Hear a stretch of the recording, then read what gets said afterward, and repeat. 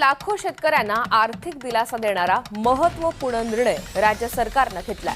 नमो शेतकरी महासन्मान निधी योजनेचा हप्ता पुढील आठवड्यामध्ये थेट शेतकऱ्यांच्या बँक खात्यात जमा होणार आहे। हप्त्यासाठी 1,774 कोटी निधी वितरित करण्यास मान्यता देण्यात आली आहे। राज्यातील सुमारे 90,34,000 पात्र शेतकऱ्यांना या निर्णयाचा लाभ होणार असल्याची माहिती कृषी मंत्री दत्तात्रय भरणे यांनी दिली आहे।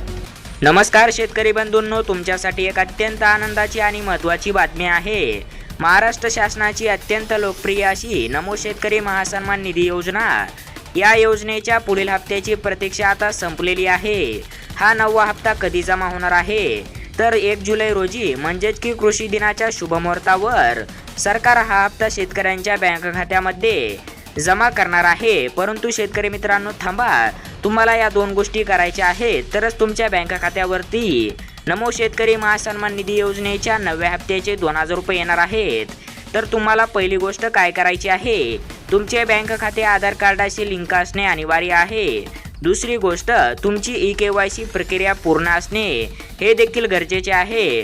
तुम्हाला जर PM किसानचे 2,000 रुपये आले असतील तर काळजी करायची गरज नाही, नमोचे देखील 2,000 रुपये तुम्हाला येणार आहेत। जर तुम्हाला PMचे नसतील आले तर नमोचा देखील हप्ता तुम्हाला वगळण्यात येणार आहे। त्यामुळे आपली ई-KYC प्रक्रिया तत्काळ पूर्ण करून घ्या।